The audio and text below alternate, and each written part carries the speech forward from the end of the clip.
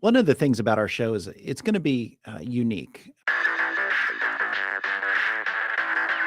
You are what you do. You can say any amount of things that you want to say, but what you do is what everybody sees. People are like, oh, I'm just going to JV it. Like, let's just JV it. Like, what the hell does that mean? I cannot tell you how excited I am to hang out with you guys today, so thank you so much. Well, then that end buyer could come back and say, well, I didn't fully understand that it was subject to. That's not a thing. Like, the SEC has thought of all of these things. They've been here since 1932. And you can do what you want with your property. Buyers have time, they have negotiating power, they have options. Oh my gosh, I am blown away by your inexperience, and they've been in business 20 years. And that includes things other people put on your property, right? It's your property, okay? Suddenly Cousin Jimmy's in a lawsuit. A novation is replacing one contract or one obligation with another. Out with the old, in with the new. Yes.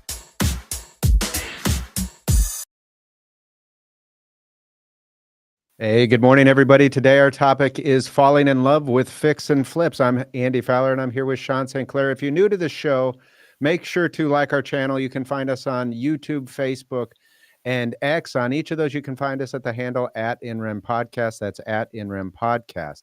Also, you can download an audio version of the podcast. You can find that on Spotify, Apple Podcasts, or any other podcasting platform. Download it, like it. Helps us out a ton. We appreciate it a ton. With that, we're going to go to Sean, who has our legal update. Thank you, Andy. So my legal update today is why you should never let your parents sell their home if they have a low interest rate loan. So just a little bit of background or legal context of why I'm saying this is basically every loan, federally insured loan, is going to have a due on sale clause. And that due on sale clause is going to say, hey, if you sell the property or convey the property, basically alienate the property, the bank has the right, the lender has the right to come in and call the loan due. However, that due on sale clause is not without exceptions. And those exceptions are found in federal law, and in particular, the Garn-St. Germain Act. And the Garn-St. Germain Act lists out 9 different exceptions to the bank's ability to enforce the due on sale clause. And one of those exceptions is the transfer of ownership of the property from a parent to a child. So the significance of that is that if your parent has a low interest rate loan and they want to sell the property, and they can afford to maybe not, be fully cashed out, or maybe you have the cash to cash out their equity, but you don't want to go get a 7% loan to, buy them out and purchase the property. You have every right to step in to their shoes and pay that loan and take title to the property. And there's nothing the lender can do about it. So if the lender discovers, the property's been conveyed to so-and-so, we're going to call the loan due. You can say, nope, Garn-St. Germain, I'm allowed to acquire the property and continue to pay on this loan. Not only am I allowed to do that, but I'm entitled to have access to the loan information. And so there's a form that most lenders will have called a successor in interest form, where, it basically says, hey, this person was allowed to take title to the property, and they are a proper successor in interest to the borrower, and they can have access to the loan information. They can call about the loan. They can pay the loan. They have a right to transact and deal with the loan. So if you can afford it and your parents can afford it, there's no sense in going and obtaining a high interest rate loan when you could keep, say your parents' low interest rate loan in place and just take over the payments on the loan. I had a client call me a few weeks back and they said, hey, can you help, with the purchase contract? I'm buying it from my parents. And I asked them about, exactly what the terms are. And they were going to prepare to put like 10% down, and they were going to go and obtain a 7% loan, basically to pay off their parents' loan. So their down payment was going to go to the parents, and the remaining amount was going to go to pay off the loan. And their parents' loan was like 3%. They were going to get a 7% loan. I'm like, why are we going to do this? And I explained Garden St. Germain and, save them basically, or cut their interest in more than half by employing this strategy, which is perfectly legal and you're perfectly allowed to do because federal law says that you can. And the purpose is they want to be they want borrowers to be able to keep properties within their family and not, lose them just simply because they want to convey it to their children or they want their children to inherit their property. And so we have this rule. So if you can afford it, if your parents can afford it, man, by all means, go in, take over that low interest rate loan. Don't let them sell that. That low interest rate loan is a golden ticket. And so, we may never see these loans again, with that low of a interest rate. So take advantage of the golden ticket and utilize it to your benefit. All right. Thank you, Sean, for the legal update. With that, we're going to go ahead and get into our topic. Today, we're talking about falling in love with fix and flips. And with us to discuss that topic is real estate investor and real estate agent Miguel Prado. Miguel, thanks so much for joining us. We appreciate you being with us. What's up, guys? Can you guys hear me? Yeah, we can hear you fine. We appreciate you taking the time and being with us. No, I appreciate it. I'm so excited to be with you guys. I know I've known Sean for quite a while now. I've engaged you guys for a lot of business, so I'm really excited to have a conversation with you about flipping. Yeah, so Miguel, why don't we start out? Tell our listeners a little bit about yourself. How did you get into real estate investing? I know you're both an agent and you're a real estate investor, and probably real estate investor first, but why don't you kind of give us a background how you got into doing what you do? So just to make it short and sweet, first I was working in corporate America, 9-to-5 job, and I've always wanted to be an entrepreneur. I kind of accidentally ended up in real estate when my best friend back then, my roommate, bought a house, and I started talking to the realtor about just realtor stuff. And he started talking about that he makes commissions, and his average commission was, in that time, that was 2017, $6-7 grand per house. And I'm like, I'm making $2,500 per month here, working a 9-to-5. Like, what am I doing? Mm-hmm. So that was like in mid 17. So I quit my job to become a realtor. And then only to find out that it's not that easy to be a realtor. So I started off as a realtor first. And then as things progressed and started to invest in myself and learn and listen to podcasts like this one right now, I kind of dabbled into real estate investing by listening literally to a podcast, Real Estate Disruptors with Steve Trang. I listened to that podcast, found about real estate wholesaling and flipping. And then I went and talked to him immediately to try to work for him. And that's kind of like from there, it's been every year it's been evolving, but that was my introduction to real estate. And I quickly found out that being a realtor is great and works for a lot of people. And it could be a great business, but my personality type and the type of dreams and fulfillments that I needed in my life wasn't going to come from helping people buy and sell a house.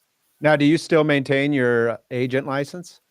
100%. I think it's a very valuable tool to maintain when you're an investor, just because one, you have a pulse in the market, but two, I always use my license as a tool where I leverage it. And whether I'm talking to a seller or a different agent that brings me an opportunity, the fact that I'm a real estate agent, I'm still bound to a code of ethics that I need to maintain, and that I would never jeopardize that, because it sounds big deal, but this is how I feed my family. So I would never do anything to jeopardize. And that tool alone just helps me spin the conversation to a different direction where I can establish a lot of trust with whomever I'm talking to. Sure. So, what brokerage are you with? I'm with Real Broker. Okay. Now, I know you mentioned, you pivoted after coming out of being an agent to an investor. You're an owner of SoulPod. Tell us a little bit about that.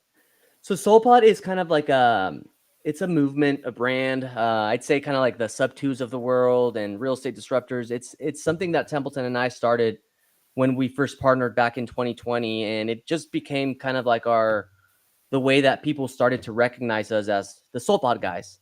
And it really is kind of like an umbrella of an acquisition company that we run, that we try to acquire off-market deals and on-market deals to then figure out what's our exit strategy. Is it flipping? Is it wholesaling? Is it keeping it as a rental?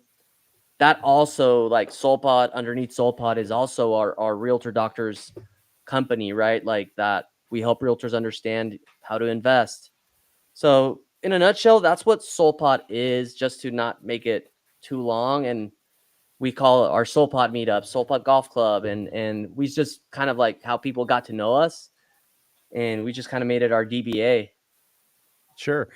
So we like to ask this, especially to all the our guests that are real estate investors.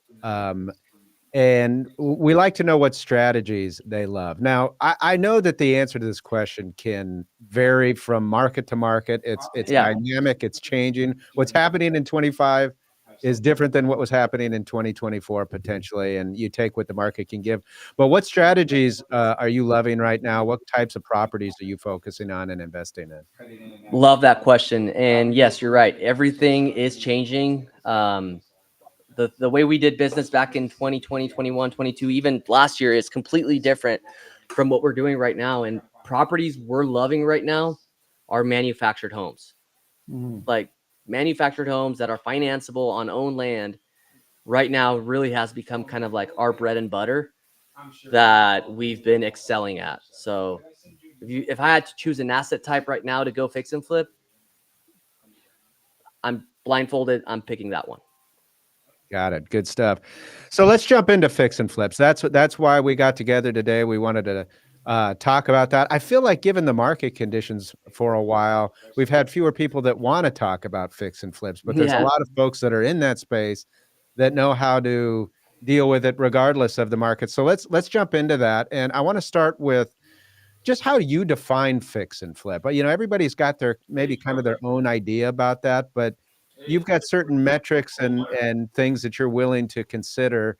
And we want to kind of just start out, when we say fix and flip, what does that mean to you? So for me, fix and flipping means, what it sounds like, right? If I buy an asset, it means buying an asset at 60 to 70 cents of the dollar, hopefully 60, right? And then adding that 20%, 25% in value, whether it comes in via renovations, remodeling, just spending money in making an asset that used to look like crap and making it beautiful up to 2025 standards to be able to give a family a new home, and being blessed enough to make a good amount of money out of those assets type, right? It carries a lot of risk, but for me, fix and flip just means being able to acquire an asset at a discount, inserting value into it, and then selling for a profit at hopefully 100% of market value. When did you first become interested in fix and flips? I became interested in 2020. It was August of 2020 when I started off wholesaling. Like that was just what I was doing, right? But in my eyes, a lot of people label themselves as real estate investors when they're wholesaling, and they're really not. They're really good sales and marketers, which I still wholesale to this day, right? But you really become an investor when you actually grab your money and take risk, putting it into an asset, and hoping you were underwriting properly for it to pay off, right? So in late 2020, we bought a historic home, Templeton and I, and we really didn't know, we did know what to do with it, but that was my first one where we're like, all right, it's real. I own it. I need to make the hard money payments. We need to write a check to contractors. And we got lucky and blessed where it was an easy renovation. We cleaned it out, painted it, and then we sold it and we made $40,000. And I'm like, if you ever have anything you want to pass up, this is amazing. This is a fix and flip. So that's kind of like my first fix and flip experience that I was lucky enough to have. But obviously, I've had many that haven't been so lucky. But that's kind of like how I got started into it, and I understood of that value proposition when it comes to investing dollars and getting a return on it. So take us through that very first transaction or that fix and flip. It was a historic home. So was it in downtown Phoenix? Is that It was where in downtown Phoenix. Okay. And how did you guys even discover this property or find this property? That property, we actually, by that time, Yeah, that's true. I mean, we were already running an acquisition company and we were marketing direct to seller. We were cold calling sellers. And that was a lead that we generated off of one of our cold calling campaigns, and met with the seller. We contracted the house, and then we were able to contract it at a price that made a lot of sense. Back then, I was just 2.5 years into this business, and I needed guidance and mentorship. And Templeton Walker came into the picture in about 2020 into my life, and that's when really, like, he was already flipping at a very good rate and very successful. So I've kind of brought this opportunity to him that, like, hey, I have this contract that I have direct to seller. Like, I know I could go wholesale it and make money, but I know there's more. So brought an opportunity to someone that's knows how to do it. And then he kind of walked me through it, and that's how we kind of got it done, started doing business together. Yeah, Miguel, we hear this over and over again from real estate investors, especially early on, how important it is to not be afraid to partner, share what you found in a deal with somebody who knows what they're doing. It sounds like you kind of almost by chance just fell into that. Because I think a lot of folks, correct me if you think I'm wrong, but fix and flips is maybe the most common real estate investment strategy outside of just buying and renting your property. That 100%. somebody new to the industry just wants to jump in and is like, oh, I could do this. I think I could do Mhm. this. And then you get in and you start learning what you really don't know, and the whole thing becomes like a fiasco. It sounds like you had the advantage early on to begin right out of the starting gate working with somebody who knew what they were doing. 1,000%. I think if every time someone asks me, like, how do I get into fix and flipping, my answer is go do it with someone that already knows how to do it. Because if you go do a fix and flip by yourself and you don't know anything about real estate, maybe you're not even an agent, you don't know how to underwrite a property, you don't understand what after repair value means, holding costs, all that. Like, the amount of people that don't have that knowledge of, like, literally what a hard money payment is, or how a lot of people just think we acquire assets because we have millions of dollars in the bank account and we buy them cash and then we remodel them. That's not true, right? Like, there's a lot of things that come into play. So just knowing someone that knows not only how to acquire the asset, underwrite it, what goes into it, but also what needs to go into a full remodel to be able to sell for top dollar makes a huge difference. So talk to us about today. So you jumped in 2020. We're almost 5 years later, and you have it sounds like you're doing this in a decent amount of volume now. So what is your process for finding a good property today? And it sounds like it's changed because you've mentioned manufactured homes and stuff. So today, what would be your process for finding a good property for a fix and flip? So that's a great question. One of the things that over the course of the years is that I've learned is to stay in a single lane and keep it as simple as possible. I guess one of the biggest mistakes that a lot of fix and flippers do is they don't have a defined buy box, right? They just, if something's a deal, they buy it and they go flip it. One of the things we've learned is, like, okay, what are really our buy boxes? And now that we really have that defined, finding a good fix and flip property, the first thing we look at is, all right, does this asset match what we want to go buy? Which right now, one of our asset classes is manufactured homes, 1980 or newer, double wide, affixed to land, that are financeable, right? If it meets that criteria, we'll underwrite it for a fix and flip. If it's a single family home, 1980 or newer, that ARVs under 500,000 in the East Valley, we will look at that for a fix and flip. If it's a condo that's 2 bedrooms, 2 bathrooms, 1980 or newer, ARVs under $400,000, we will look at it. That's how we kind of define what a good fix and flip property is first, whether it fits our buy box or not. In the past, I used to say yes to something that the numbers were good. I would say yes to it. But as we've learned and progressed, we identify a buy box, we get good at it. And then obviously your buy box needs to change and you need to adapt with the market, which is what we've been doing. But that's kind of our process first. And then obviously second is just learning how to properly underwrite an asset, and especially when you stick to your buy box and certain like manufactured homes, 1980 or newer, and you start flipping those, right? We've been flipping them for the last 12 months. You kind of start learning about the pockets, right? So right now, if you sent me a one in, I think it would be 85208. It's kind of that pocket of east of the 202, north of the 60. I know that if I buy a manufactured home right there, 3.2, own land, all that, it's probably going to retail between 300 and 330. So I already know that. Mm. So you kind of develop a process with experience. But if you're unexperienced, I guess for the audience that doesn't have experience, go seek someone that already done it, that does it at a high level, and ask them, but also define your buy box. What type of risk are you willing to take to be able to find a good fix and flip? So you currently have a appears to be a very well defined buy box. So then now that you have your buy box established, where do you go to find properties that fit within that buy box? That's a great question. So number one, obviously, the acquisition company that we run it and we market only to real estate agents. That's one source of business. We have a database, almost over 5,000 agents that we talk to them every month. We text them every month. We're continuously adding more agents just here in Maricopa County right now that we talk to, trying to build a relationship-based business that we get properties from. With them, we're not too particular on like, hey, just send this type of asset. If they send an asset and it fits, we'll look at it to flip it. But if not, we'll wholesale it. But that's our main source of business right now. It's real estate agents, but we do it in a systematized way where we get continuous leads from them and we buy houses. Another way is different wholesalers. Like social media is a big part of our business right now. And just telling our audience is like, hey, we're looking for manufactured homes. This is what we're looking for.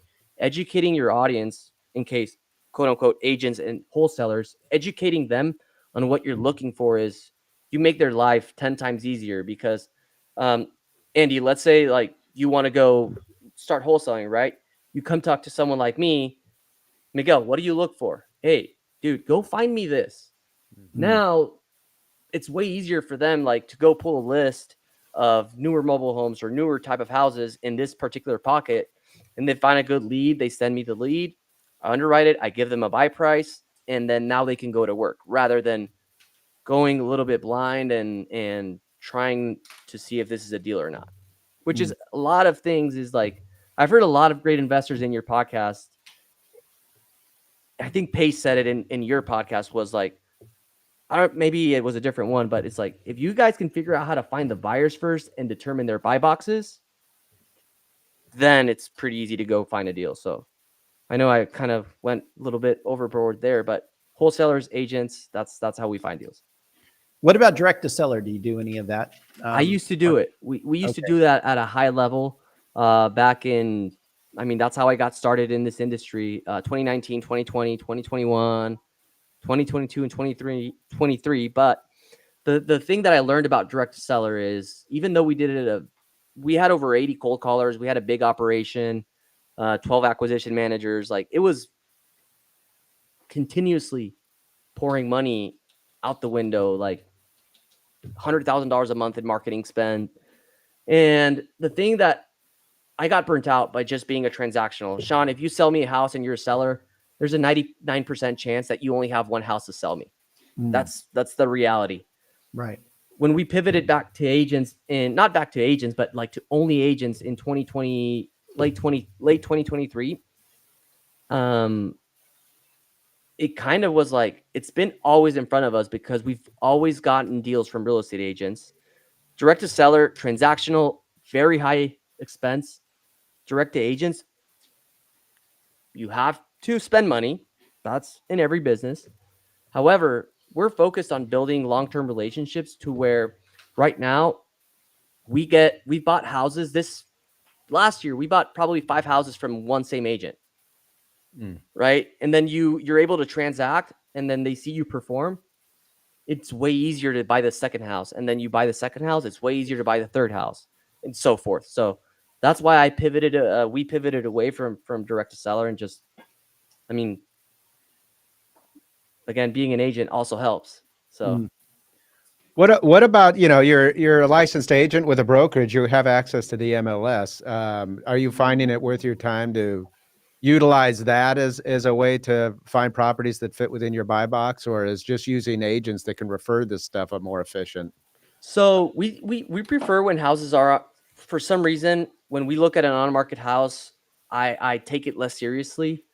We used to have an MLS acquisition process before. And if I'm being completely honest with you guys, we stopped doing it, not because we should have, but we just kind of like, when everything was going on in that little shift of market in 22, when rates went up, we were over leveraged, that we were just like, oh, let's put this in the back burner. We don't do MLS on market acquisitions, but I see people right now that are doing that at a high level. And if I'm being honest with you, with the current state of the market, the amount of inventory that it's going up every day, I think on market acquisitions is something we should consider, and anyone hearing this should consider. But right now, as of right now, we don't do it. Mm. So you find the property that fits within the buy box. That's step one, big part of it.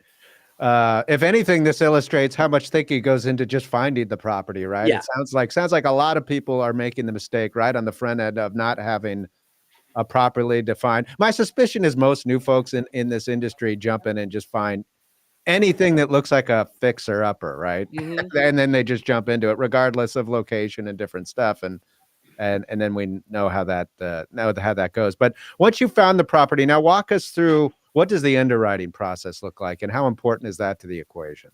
It's super important. It's probably, Brent Daniel says this a lot, but you make money when you buy. Like, you make your money when you buy the house, not when you sell it, right? Because that's when underwriting comes into play. And I think you brought up a great point, Andy. A lot of people don't know what they're looking at, and underwriting comes in huge. And the reason is, a lot of newbies don't know how to underwrite. That's why I always say wholesaling is kind of like the gateway drug into real estate investing. Because wholesaling, you'll learn how to underwrite properly, hopefully, right? There's a lot of stuff out there. Hey, Orlando.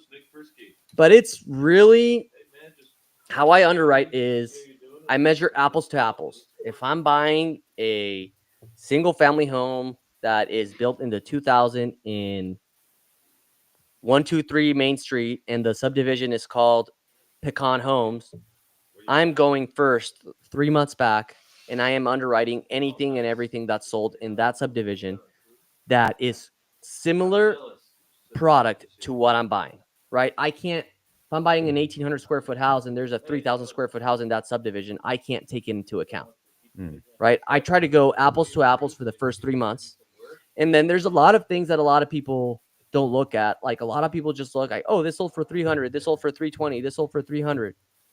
Like, yes, chances are your house can sell at that price, but I dig a little bit deeper. I go into the MLS, I go into days on market.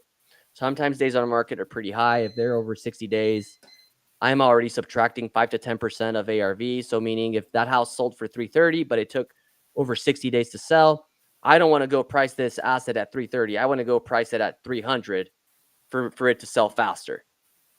So that's my ARV now. I also look at concessions. Sometimes when a house sells at 300,000 and there's 3% concessions, well, it really didn't sell at 300,000. It really sold at 291. That was the bottom line for the investor. So those are also things I look at when I'm underwriting. It's really about comparing apples to apples.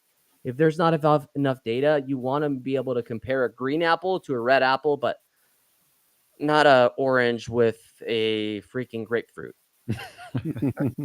which sadly, a lot of wholesalers that send deals, that's what like, I'll get deals and I'm like, dude, you're sending me a comp 3 miles away, crossing a main street on a 2010 build, and the house you have is a 1980 build. Like, what's up?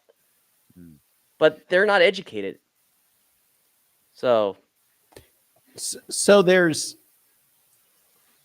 initially there's your after repair value, is what you're looking for when you look at those comps. And then there's the price that you're going to purchase the property for. And then in the middle of those two are carrying costs, construction costs, a number of things Oh, that yes. go into this. So how do you then measure those items? Okay, that's a phenomenal question. So yes, there's ARV, right? After repair value. That's what we hope the house will sell for. You do it. You underwrite a house, and that's the first step, determining what after repair value is. All right, now that we have that out the window, we still have a house to renovate, but really important. I'm gonna go down from when Andy, Sean, you guys send me a house, and we determine it's worth 500,000, right? The first thing I'm going to do, especially in this market, is immediately I'm going to deduct 7 to 9% of selling costs. 7%, I can do 7% because I'm licensed. I can list my own house. I don't have any expenses, right? But it's 3% concessions guaranteed. The last 7 flips that we sold, that we've closed this year, have all had 3% concessions. All of them, right? So 3% concessions. Take selling costs into consideration. Let's just call it 7%. Then a lot of people don't know this. When you're buying a asset from a wholesaler or on an investment side, it's pretty standard practice for the buyer to cover all closing costs, right? And the transaction, buyer side, seller side. A lot of people don't take that into consideration. So that's about an extra 1%, close to 1%. So we'll subtract that. Then comes repair costs, which was your question, Sean. Having flipped enough homes over close to 150 homes in the last 5 years, you start to learn what your costs are. So costs are still going up. The cost to flip a home back in 21, 22 is not even close to what it is right now. So we've recorded that data. And right now, if you give me a full remodel on a house, you need a roof, an AC, pool, landscaping, all that, we're going to land around $55 to $65 a foot for ours. Every big ticket item lands about $5 a foot. That's how we estimate our renovations, right? Typically a cosmetic flip, let's say we have a 2010 built house, track home, that's going to run us about 35 bucks a foot. That's kind of like your number. If you're going to go do a full cosmetic flip, 30 bucks a foot is pretty spot on. 35. Let's say that house needs a roof. All right, well, we went to 40. That's how that house now needs an AC. Now we're at 45. Hey, it has a pool. It needs to be redone. Now we're up to 50. Hey, landscaping. We need to landscape houses in this market. Now we're up to 55. So it adds up pretty fast. So finding good deals is pretty hard. So now that you have the ARV, you have your selling costs because you got to pay realtors. You have to factor in your acquisition closing costs, then your repair costs, depending on the condition of the home, right? A lot of people forget about appliances too. That's another $2,000 right there. So you add all that, ARV minus all that, then you want your profit. What we shoot for is about 8 to 12% of ARV. So if we're flipping a $500,000 house, we want to make $50,000. Like if we go make $50,000 in this market, that's a huge win for us, right? If we go make a little bit less in order to get the deal, because good deals are hard to come by, we're good. Hence why I love that manufactured home asset class, because going and making $30,000 on those flips is pretty easy. Last cost, holding costs. Right. I mean, holding costs are expensive. Like, I always have a rule that holding costs are about 1% a month. So it's like if you're buying it of ARV, right? So if you're buying a $500,000 house, you're going to hold it for 4 months. Your holding costs are going to land about $20,000 with points and doc fees and everything. So those are just simple numbers that, like, if you send me a deal, I can run now. But I have a whole spreadsheet if you want for your audience. Like, I can share that spreadsheet with you guys, and you can give it to your audience so you can see how we underwrite. It has like the square footage, the type of remodel it needs. It's just you fill out the little highlighted parts and it kind of spits out a number. That's cool. Yeah, we could post that on our YouTube page if you're willing to share. Yeah, absolutely. So on construction, obviously you've done 150 of these homes. So at this point, do you pretty much know when you go into a property, like this is the floor we're going to put in, these are the cabinets, countertops, paint colors, even, like, do you have it all down to like a formula that you don't really have to worry about trying to figure out selections and things like that? It depends on the asset type. Mm. Yes and no. Like, we have materials, we have like everything that's kind of like decided. In this market right now, what we've noticed is the houses that are selling the fastest is a great product that's designed really well. Before, like, you could remodel a house normally and it would sell. Right now, it's like buyers have options, right? So if they walk into your house, Andy, and you did a great remodel, Mm-hmm. but then you walk into Sean's remodel, but he added the special brown oak wood cabinets, and he added a dry bar with a little wine fridge. He backsplashed that wall. Like, you have to over renovate houses right now. So if it's a manufactured home, I'm going light oak floors, white shaker cabinets, black island, gold fixtures, not and a black accent wall. Like, my contractor knows that it's done. I'm not overthinking it. That's why simplicity. That's why I love manufactured homes, because it simplifies everything. It gets the hard thinking out of it. But when you go flip a regular house, then it's like you can't just go like, if it's a track home, yes, you can simplify it, but you have to have options. You have to go think a little bit deeper into it. You can use those same floors. You can use maybe the white shaker cabinets, but right now, white shaker's not even getting it done. Maybe you have to go put a light oak cabinet, a navy cabinet, some accent walls. Like, you have to think a little bit more onto it. And then we have, like, right now we're flipping one in 1309 West Linwood Street in Phoenix, historic home. It's like I live in Pinterest because we have to go design it now. Like, Saltillo tile and freaking hardwood floors with metal door basement. Like, it's just stuff, right? But I'd say if you're starting out, you want to start on that lower price point and make it simple, and then just light oak floors, get a good design, and just if you can add a little touch into it, where it's a little dry bar with a backsplash wall and a wine fridge, that costs you $1,000 or $2,000 more to do, but it makes the difference right now. Yeah, when I hear this explanation, especially with regard to the more expensive properties, I hear something to me that sounds like it would take a ton of time, right? So when you're thinking about walking through a property and deciding to make an offer to buy, time is money, and you don't want to take too long to do this. And somebody who's new to the process like me, and maybe this is where Sean was going with this, I'm thinking, man, I'm going to have to get bids from all these people. This is going to take a ton of time. Are you, just having done this and having worked with the contractors on all these different things, able to kind of walk through a property and like an estimator estimate this thing out and know as you walk out, all right, even on the high end ones where we're going to do this or that, okay, this is my price per square foot I have on this. I kind of know walking out. Or is there really, on those more complex properties, really kind of a waiting game to have your contractors come out and look at it and give you more accurate estimates? Well, I guess this is why it comes down to, guys, having a buy box. Because if you stick to your buy box in the same asset type, and you know that asset type really well, your numbers will only fluctuate a little bit, not that much, right? Like, we flipped, and hopefully, like, giving you a live example helps, and your audience can look for them. 3491 North Arizona Avenue, Unit 63 in Chandler, Arizona. 2-bed, 2.5 condo, $350 exit price.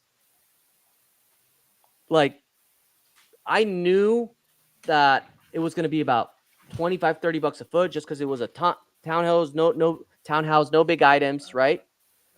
That I know what it's going to be because I'm sticking to the same class. You'll see now 3491 North Arizona Avenue, Unit 98, exact same house. Same finishes, same everything. Exact same cost to remodel. I think that one was like $3,000 more expensive because demo was a little bit harder, and there were some things that we needed to do that was a little bit in rougher shape. So it's not that much that will deviate from that if you stick to your buy box and you gain experience doing that. At first, yes, you're going to have to get bids and gain that experience. However, later on, if you look at the houses right now, that historic one that I tell you, that doesn't fit our current buy box. And it's a nightmare. Mm. Like design wise, price wise, stress wise. Like the price per square foot on that is out of this world. It's probably closer to 120 right now. And that's what happens. Like, because given we bought that house over a year ago, City of Phoenix got involved. That's a story for another. There's another one that didn't fit our buy box.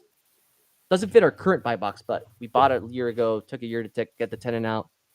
But if you stick to your buy box and you know your numbers and you start to figure out that stuff, then you'll be fine. Like 30, 35 bucks a foot is pretty good for a cosmetic flip, and anyone else should be around that price. It sounds like, as a general rule, you regret it when you deviate from the buy box. But I'm curious, what is it? What metric convinces you to deviate? You know, what is it that you love about something when you're like, well, I'm willing to take the risk on that? Well, I guess it was more of a learning lesson. At that time, that was in my buy box. Oh, I see. Right? Like that was in my buy box, and we purchased it because it was in the buy box. The numbers were phenomenal. And we've flipped historic homes in the past and we've been very successful at it. But there were always the houses that we stressed a little bit more on every single time, right? And for me, this time was when this is kind of like the what's the saying that, like, I know the saying, sorry. There's a saying in Spanish, like the drip that like made the glass just fall or whatever. For me, that was like, this house was like, okay, we're removing historic out of the buy box. Like completely, like even older houses, right? Because just as you go, you'll learn. And if your audience, if you're listening to this, look at what other people that are doing at a high level are sticking to, right? I'm not buying historic for a reason. I am not buying houses that are 1979 or older for a reason. It just comes with headaches. In my experience. So yeah, I mean, I removed that out of the buy box, Andy, and I don't ever want to see one of those again. So how do you finance the purchase of these flips? It sounds like, you mentioned hard money, holding costs. Is it always hard money? Like that's just what you're going to do to acquire these? Yes. So we have private lenders and hard money lenders that, I mean, over the course of the years, we've developed great relationships with. And yeah, first position, we always leverage other people's money, and we always get a hard money lender to fund the first position loan. Thankfully, we've developed such great relationships that we get 100% financing. I know a lot of other lenders don't do that. They require 10, 15% down. You'll get there, but we have that. So we're pretty good doing that right now. And sorry, someone walked in and I got a little distracted, but where was I? Financing. Financing. We use lenders right now. And for the renovation, I know a lot of people raise money and get a second lien position to do the renovation. We've done it in the past. We still do it here and there. I try to stay away from it. Just in the turn of 2022 and 2023, we self-funded every single one of our renovations. And I really credit that on the way we made it out. And we developed great relationships with our lenders, because a lot of people that finance first position, second position, values came down, interest went up. They got in a spot where they're like, I'm sure you've probably seen lawsuits or something, Sean, where they can't pay their second position lenders back. Their first position lenders, sometimes they have to foreclose on the house or some stuff like that. So I kind of like, I don't know if it was a little bit of like, dang, like I never want to go through that. Plus, like I understand the importance of having great financial and private relationships, especially with lenders, to where I am willing to put skin in the game and self-fund this reno on my own cash. God forbid I go lose money on it. I'm losing my money. My lender gets to make his money. So the next time, next year, 5 years from now, when a great opportunity comes by, I'm going to be able to say like, hey, Mr. Lender, dude, I got this opportunity with the blink of an eye. Here you go. And that's kind of like what we've experienced right now is like, we call our lenders right now. We ask for money. They don't even underwrite the house anymore. They don't do anything. Why? Because when other people lost their money or didn't make them whole, we didn't miss a single payment, and we made sure that that was it. So that's how we fund every one of our renos. So talk to us about staging. So we've completed the construction. I know that throughout the construction process, there can be an entire host of project management things that need to be done, and you can talk about that as well if you'd like. But I'm thinking, as you complete that and everything looks good, you still got to sell the property. Is staging a component of that? How important of that is? How important is staging? And I imagine that comes at a cost as well. Yeah, no, 1,000%. I think if you're not staging your properties right now, you're losing advantage to other not listings. I stage every single one of my fix and flips down to manufactured homes. Like I stage all my manufactured homes. I stay all my flips. It's a $1,500 to $2,000 expense. It gets in the underwriting. Like again, if you look at my spreadsheet, I have a line item, staging. That is a non-negotiable for me, especially in this market. Why? If you, Andy and Sean, you guys go flip the exact same house, it looks the exact same, but Sean, you stage yours, and Andy, you don't. Buyers are going to walk into Sean's, and it's going to be, dang, this feels like home. This is a house. Otherwise, it's like, yeah, they're the exact same, but I don't know. There's something about this house that talks to me. And whether you want to believe it or not, when people first walk into a house, people buy. This is 100% true, and it's been proved before. Every single human being that makes a financial purchase, first they buy emotionally, then they justify intellectually. So the way they feel going into a home, looking at the pictures, has 100% influence in their decision making when it comes to buying a house. So staging, yes, every single time, line item in my flips. Crucial. So what's the biggest mistake you've ever made on a fix and flip? I have too many of them. Over leveraging. Over not one in particular, but I think a lot. And that 2022 turn when the market shifted, we had 35 fix and flips going. We thought we were smarter than everyone, and we weren't. So I guess the biggest mistake, one, deviating from your buy box, right? When you deviate from your buy box, things that can go wrong tend to go wrong. Two, over leveraging. I think the biggest thing, it's easy to see a good deal and say yes to it, even though when you're like at capacity, just because you have that fear of missing out on that opportunity. So I'd say by far in my career, my short career, right? It's only been 7 years, 7.5. Over leveraging was the biggest mistake of my career to date. Like that's why we lost a bunch of money. We didn't have a set buy box. We would buy anything and everything that comes in our way. And we pay the price. So if you're listening to this and you have the capacity to go do one fix and flip, go do one. Don't get impatient.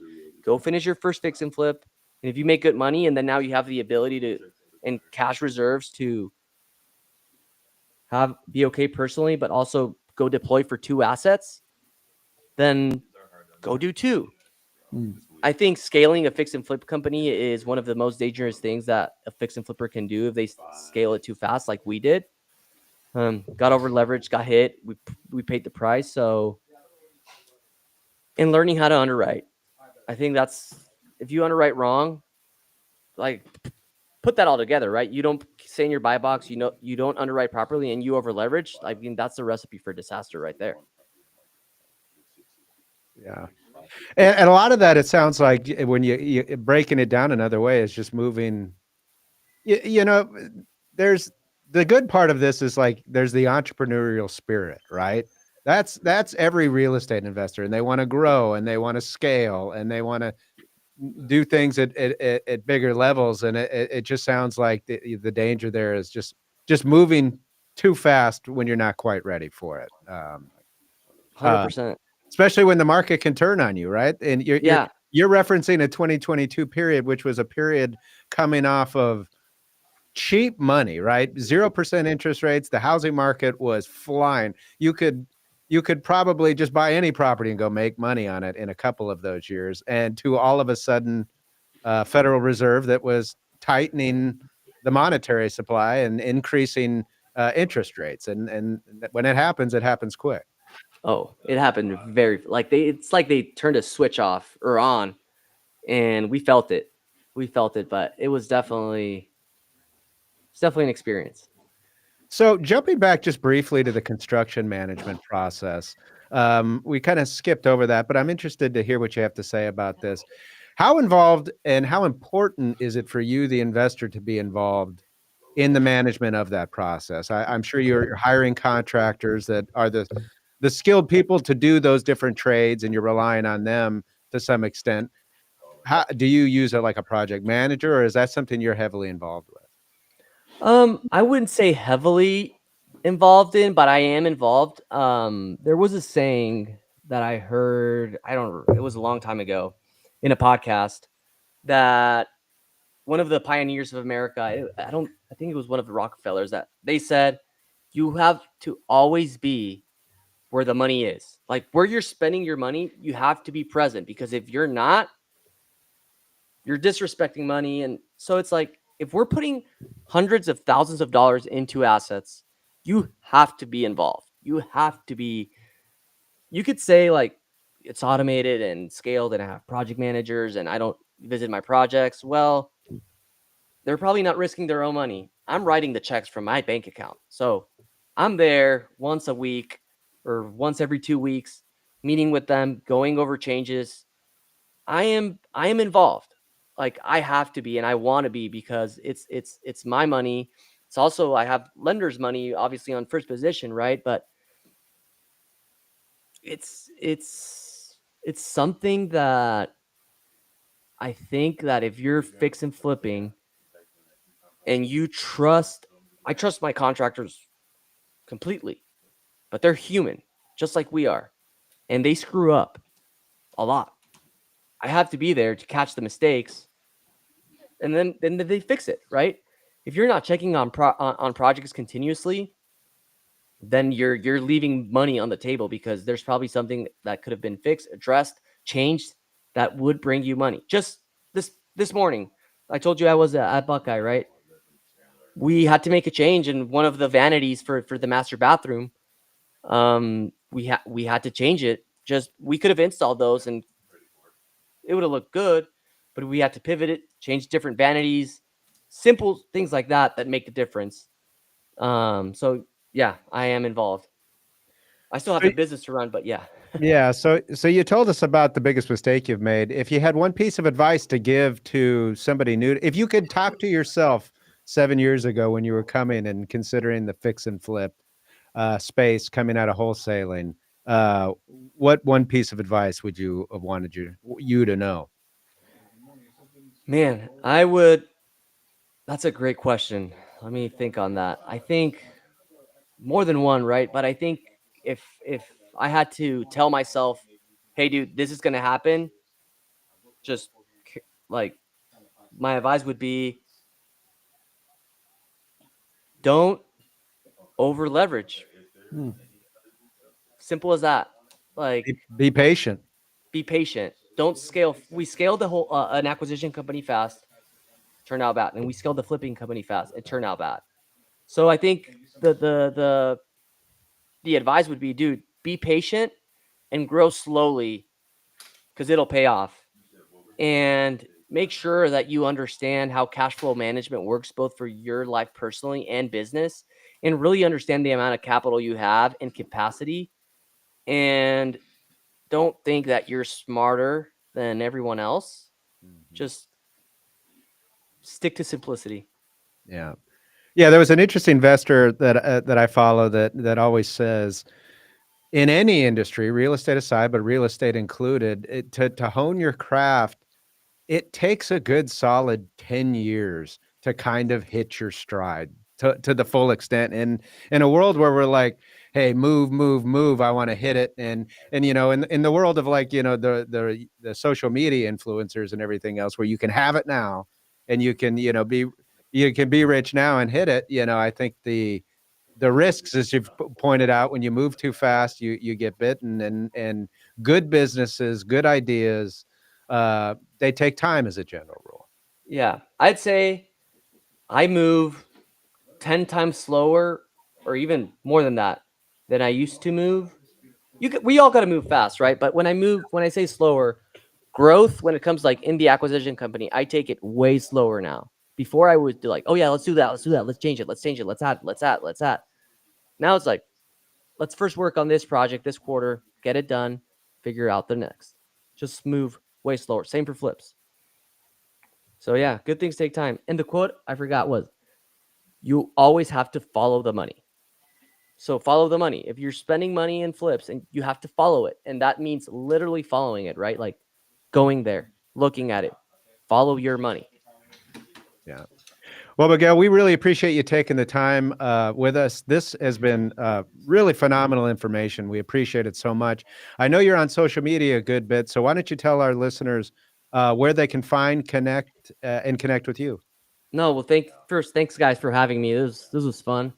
They can find me on Instagram at miguelprado.v. I think I put it in where it says your name. I always put it there, at miguelprado.v. And if they guys have any questions, listeners, fix and flip, they can text me. I always give out my number, 602-800-9995. Feel free to shoot me a text, anything, and be happy to help.